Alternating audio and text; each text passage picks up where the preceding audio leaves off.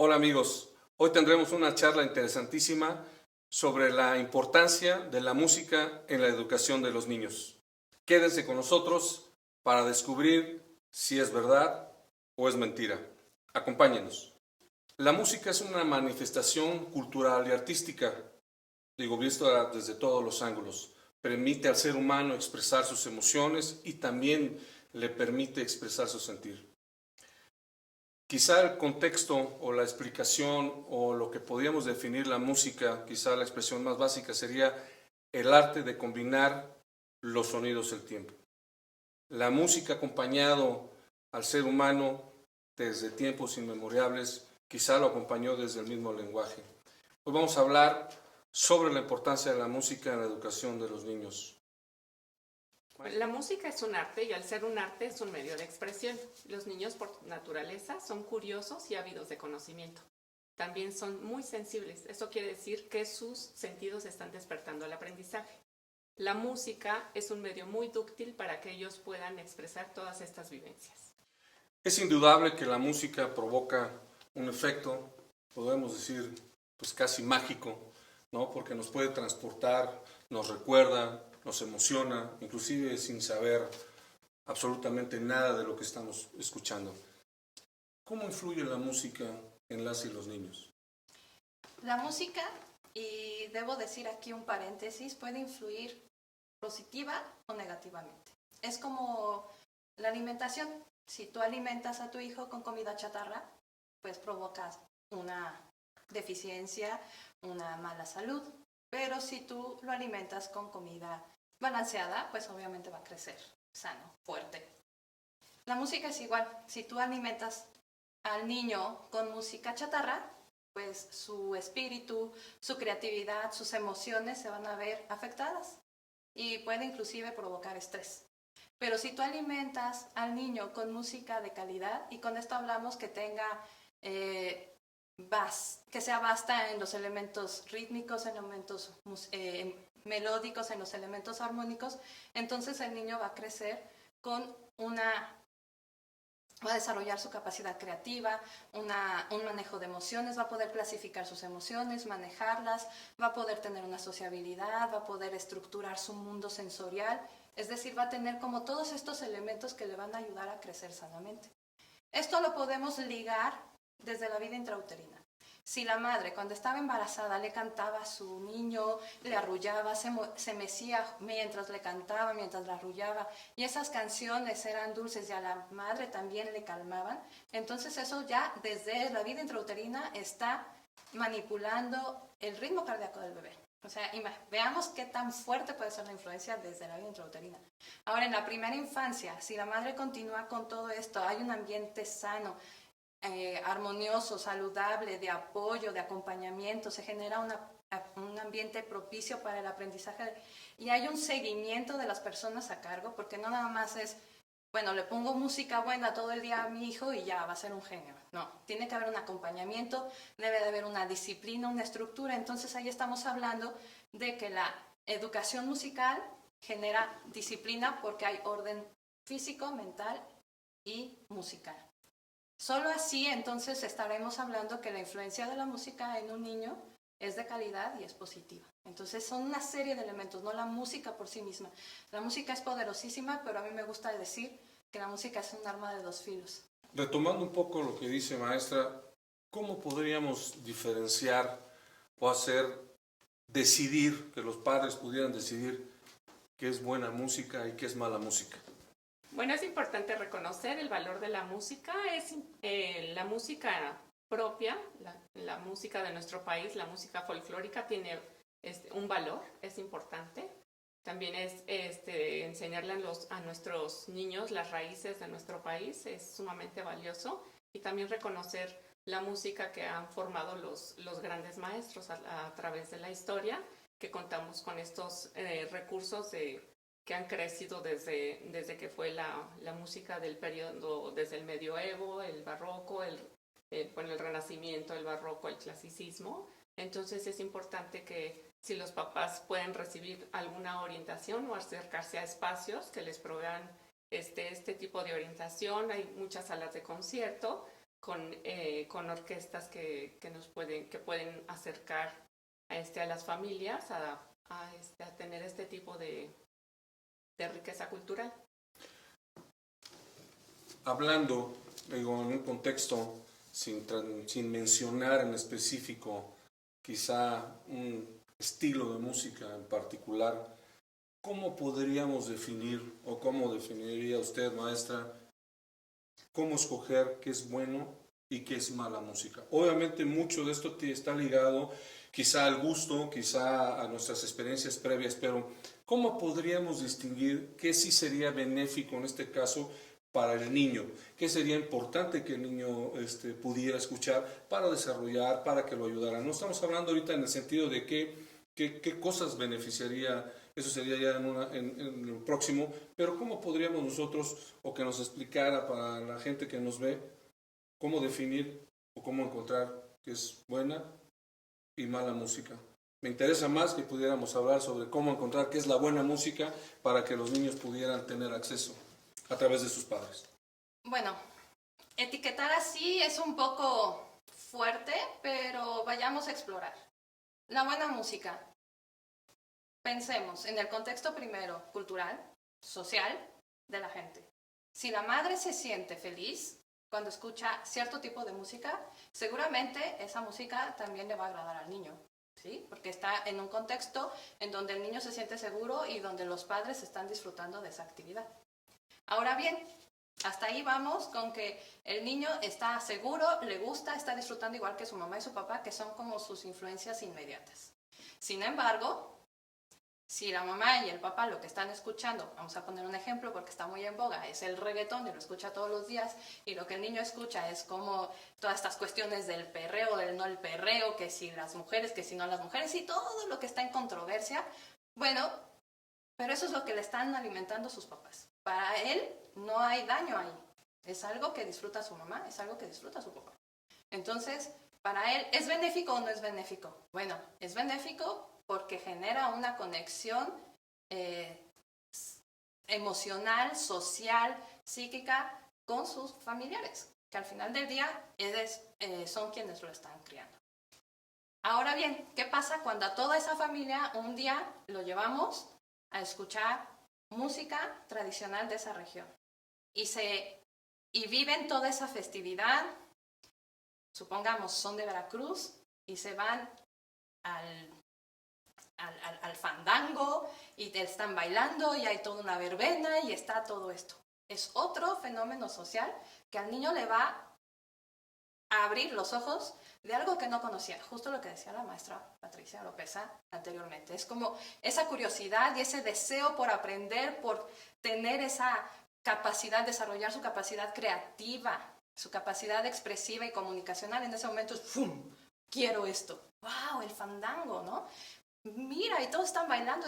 Si yo tocara así, yo podría generar eso. ¡Bum! Ya hay algo que en el niño va a despertar y que está fuera del contexto de la mamá. Se hace y la el conexión, papá. ¿no? Se hace una conexión benéfica que le va a incentivar a desarrollar otras cosas que a lo mejor no estaban en su contexto, ¿no? En su realidad, en su posibilidad.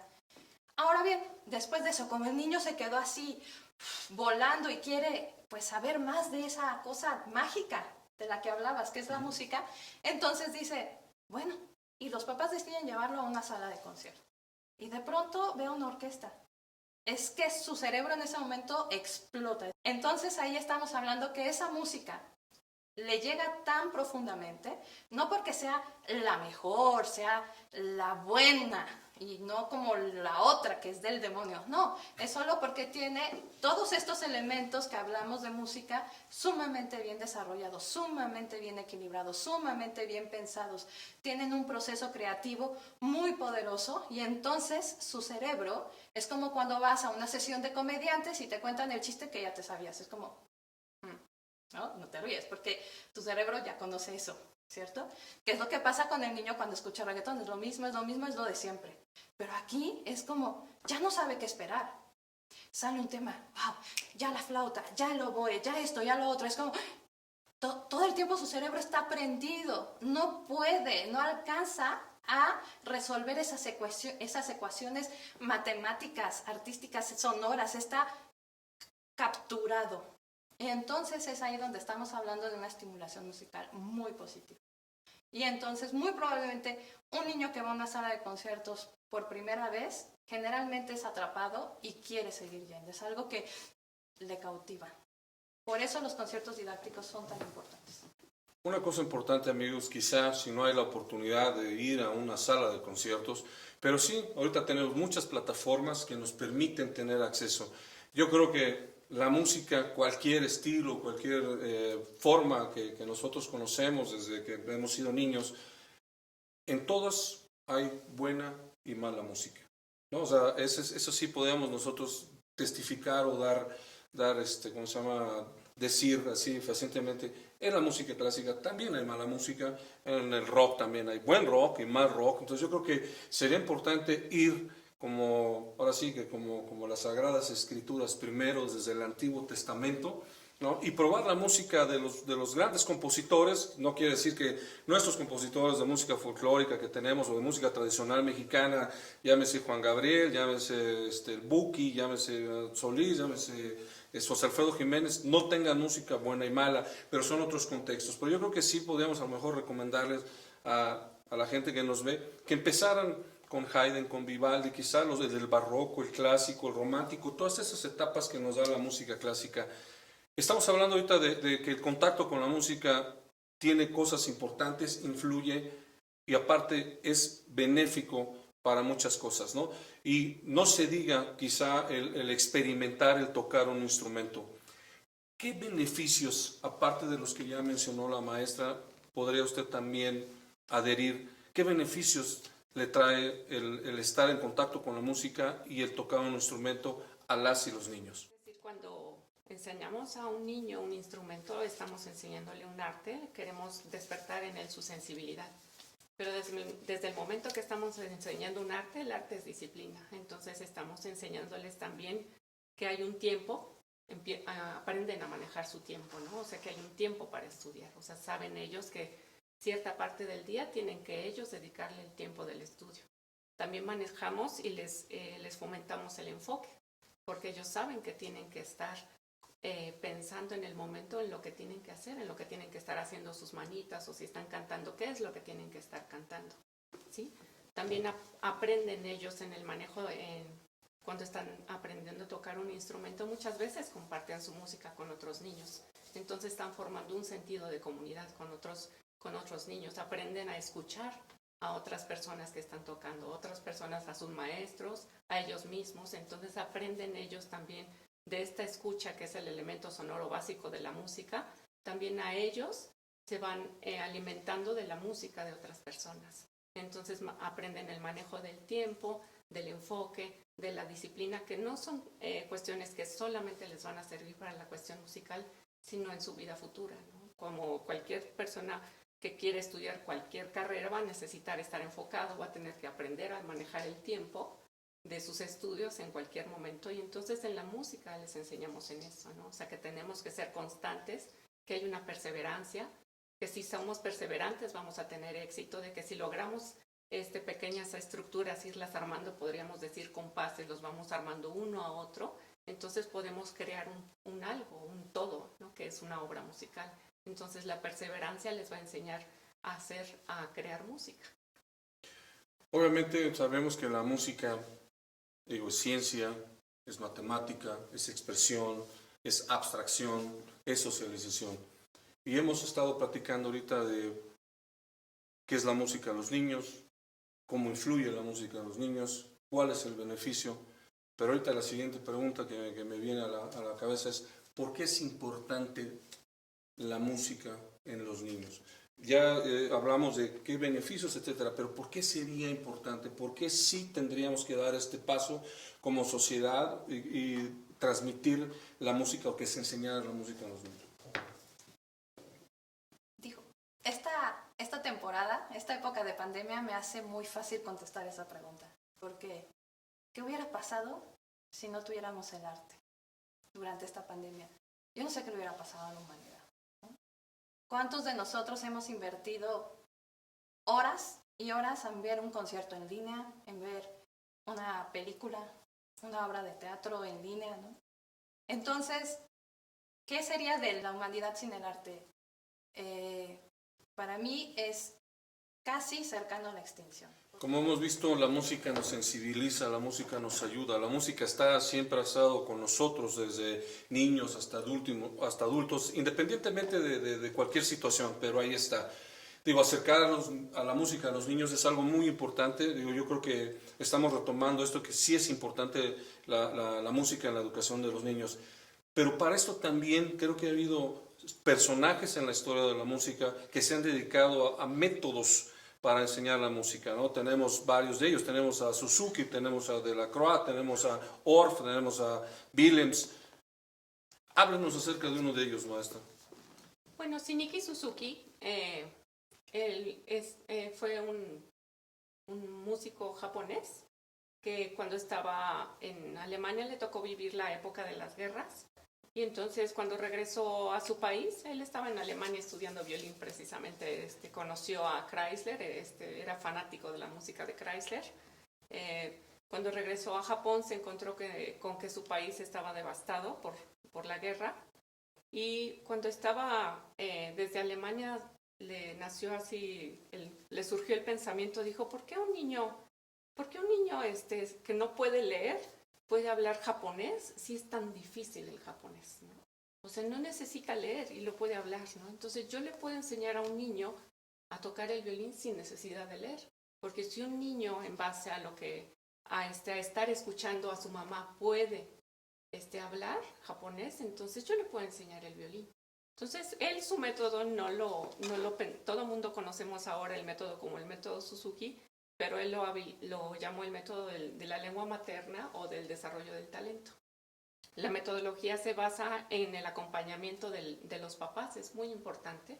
Entonces el papá tiene que estar con los chicos siempre en la clase, tomar notas de lo que hablan. Es un triángulo, Suzuki habla del triángulo la triada perfecta. Ajá, sí, entonces de los padres o la madre o el padre, de familia, el niño evidentemente y el maestro. Y es muy importante crear, precisamente por eso se necesitan a los papás, crear el entorno adecuado. Y como estaba comentando la maestra Natalia ahorita, es muy importante que los papás estén en esta sintonía porque ellos son los que van a crear el ambiente en casa para que al niño le sea más fácil aprender el instrumento. En un inicio Suzuki le enseñaba a las mamás, primero a la mamá los elementos básicos de cómo tomar el instrumento, el arco, porque los niños por la edad, a los 3 años que más o menos su motricidad, ya la motricidad gruesa está más desarrollada y la fina ya está perfeccionándose también. Entonces le enseña a la mamá y el niño quiere hacer lo que hace la mamá. Entonces para él va a ser mucho más fácil aprender porque ve que su mamá lo está haciendo. Es algo para ellos importante y entonces también es importante todos los días, en aquel entonces eran cassettes, ahorita es escuchar la música, bueno ya ahorita son MP3, pasó por el CD, la música de lo que vas a escuchar, ¿no? O sea, lo que vas a tocar, perdón. Y entonces el niño aprende, ya sabe lo que va a tocar porque ya lo ha estado escuchando, es parte de su vida, todos los días tiene que escuchar la música, lleva este acompañamiento y lo que es también muy importante, además de que toman clase con el maestro, esta metodología hacen siempre clases grupales, entonces el niño tiene un sentido de pertenencia, sabe que pertenece a un grupo, de que está haciendo música con otros niños, entonces eso lo hace tener una identidad y un lenguaje a través de la música. Entonces es muy importante el acompañamiento de los padres, es vital, y la guía evidentemente del maestro. Entonces de eso se trata la metodología que ahorita nosotros conocemos como Suzuki. Entonces él ideó una serie de obras con los recursos técnicos que él conocía porque llegó a tocar bastante bien el violín. Entonces los recursos técnicos, escoger melodías con las tonalidades adecuadas para patrones claros de dedos y entonces para que a los niños se les fuera más fácil asimilar el proceso del aprendizaje del instrumento.